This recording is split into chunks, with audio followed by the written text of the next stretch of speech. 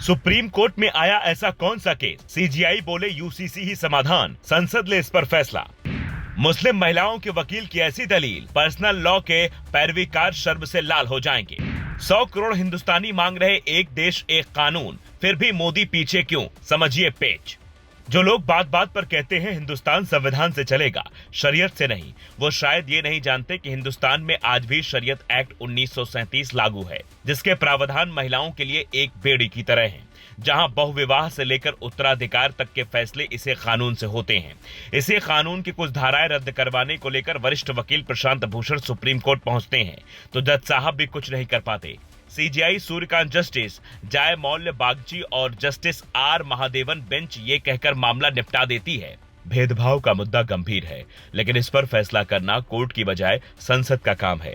अगर शरीयत कानून की धाराएं रद्द कर दी गई तो मुस्लिम समुदाय में संपत्ति के बंटवारे को लेकर कोई स्पष्ट कानून नहीं बचेगा। इससे कानूनी खालीपन पैदा हो सकता है। इस मुद्दे का स्थायी समाधान समान नागरिक संहिता ही है, लेकिन इसे लागू करने का फैसला संसद को लेना होगा।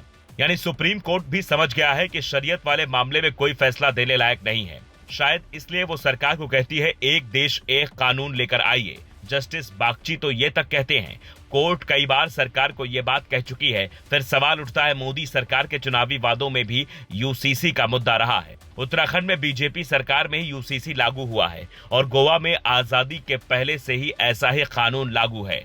तो फिर देश भर में इसे लागू करने में दिक्कत क्या है? आखिर सरकार प्रस्ताव क्यों नहीं चाहती? बीते साल कमेटी बनाने की बात सामने आई, पर बात फाइनल नतीजे तक नहीं पहुंची। तो उसकी वजह क्या थी? साल 2023 में भोपाल रैली में खुद पीएम मोदी ने सुप्रीम कोर्ट ने बार बार कहा कॉमन सिविल कोड लाओ, लेकिन वोट बैंक के भूखे लोगों ने पसमानदा मुस्लिमों का शोषण किया। आजकल हम देख रहे हैं कि यूनिफॉर्म सिविल कोड के नाम पर ऐसे लोगों को भड़काने का काम हो रहा है। आप मुझे बताइए, एक घर में परिवार के एक सदस्य के लिए एक कानून हो, परिवार के दूसरे सदस्य के लिए दूसरा कानून हो, तो क्या वो घर चल पाएगा? क्या कभी भी चल पाएगा क्या? फिर ऐसी दोहरी व्यवस्था से देश कैसे चल पाएगा? हमें याद रखना है कि भारत के संविधान में भी नागरिकों के समान अधिकार की बात कही गई है। अब सवाल ये उठ रहा है कि जब मोदी भी ये चाहते हैं कि यूसीसी आए तो दिक्कत कहां है? बीते 12 साल से केंद्र में सरकार उनकी है, वो खुद प्रधानमंत्री हैं। 3 तलाक से लेकर धारा 370 और राम मंदिर तक जैसे बड़े मुद्दों पर फैसले ले चुके हैं। तो यहाँ पेच कहां है? इसे समझिए। जिस साल मोदी ये दावा कर रहे थे, उस साल यूसीसी के नाम पर सिर्फ 7 दलों का समर्थन बीजेपी को मिला था, बाकी ये कई पार्टियां खिलाफ थी।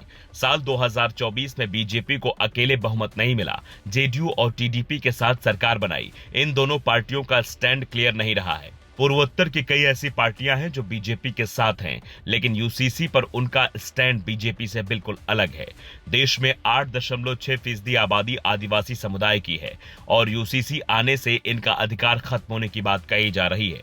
सीएए की तरह इसे लाना इसलिए आसान नहीं है क्योंकि इसका विरोध सिर्फ मुस्लिम नहीं, बाकी अल्पसंख्यक भी कर रहे हैं। यही वजह है कि सत्ता गणित बिगड़ने के डर से मोदी सरकार इस पर फिलहाल कोई स्टैंड नहीं ले रही है। लेकिन कोर्ट का निर्देश बार बार ये याद दिला रहा है कि इस वक्त हिंदुस्तान की जरूरत एक देश एक कानून है, जिस पर राजनीति से ऊपर उठकर बात होनी चाहिए। ये बात सरकार और विपक्षी पार्टियां दोनों को समझनी होगी, वरना कहानी हाथी के खाने के दांत और दिखाने की दांत की तरह हो जाएगी। आप यूसीसी के समर्थन में हैं या खिलाफ? अपनी राय देने के साथ साथ ये भी बताएं कि अगर यूसीसी आया तो उसमें क्या संशोधन होना चाहिए ताकि किसी के साथ भेदभाव ना हो।